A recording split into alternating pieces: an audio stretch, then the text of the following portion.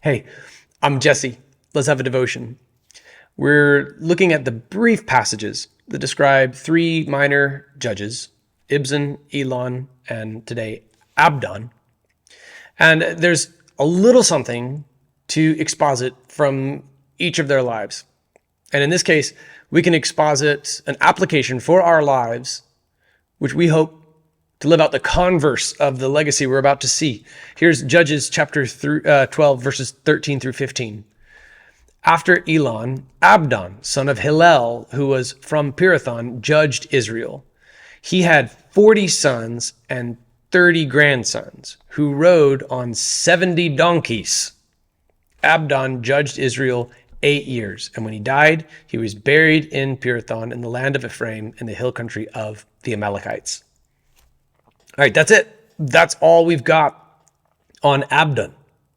And it's a little bit funny. He's got 40 sons.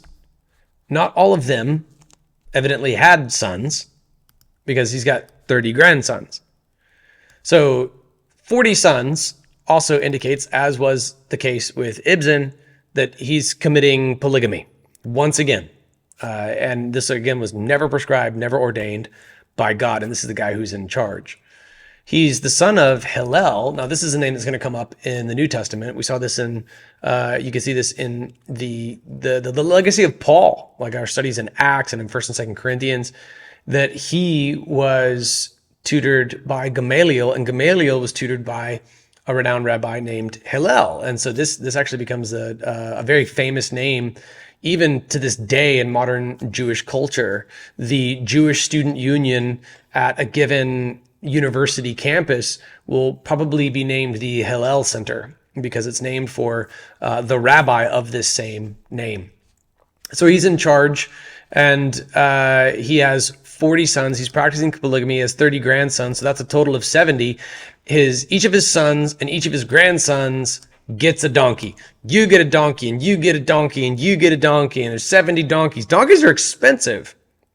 He's got a lot of donkeys that he's given to his sons and his grandsons, and they're all evidently they're all very prosperous, and that's what we know about him, and that's it.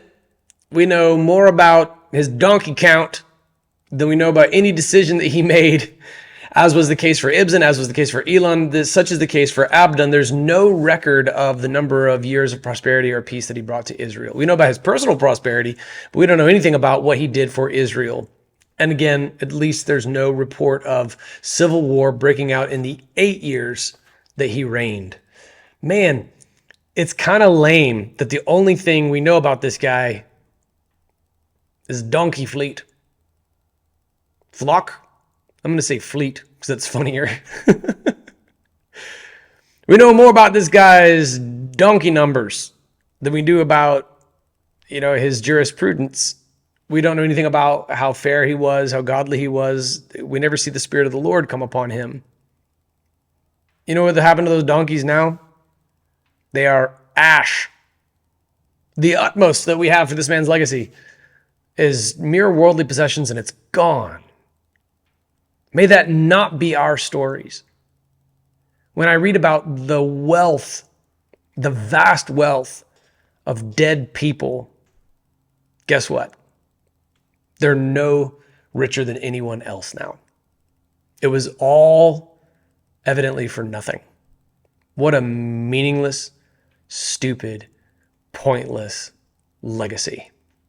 Would you see to it that your legacy has more, infinitely more to it than your mere wealth? And if you're currently literally banking on the idea that your legacy will be one that is completely built around wealth and not spiritual impact, by the way, those two can work in conjunction with one another. But if your whole legacy is built upon your net worth, and that's how you want people to remember you, your whole image is built around the things that you have, it's a meaningless legacy. Your life is futile.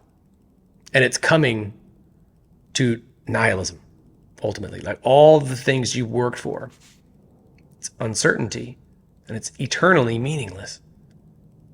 Because we all got to go on the ground someday and thereafter face judgment, and that's what matters. If you are wealthy, Use your wealth for something of eternal significance. Use your wealth to help church plants, for crying out loud, to help missionaries, to help ministry happen. That's the greater, truer, better, the only meaningful use of your wealth is the impact that it has. The Bible instructs pastors to share with those who are wealthy in this age to be rich in good deeds, to use your wealth for the advancement of the kingdom of God. Don't place your hope in wealth because it's uncertain. Things happen, things change, things get stolen. Net worths are lost all the time. May your legacy be far more than that of Abdon. May your legacy be one of spiritual wealth. May you overflow with good deeds, which the Lord has prepared in advance for you to do.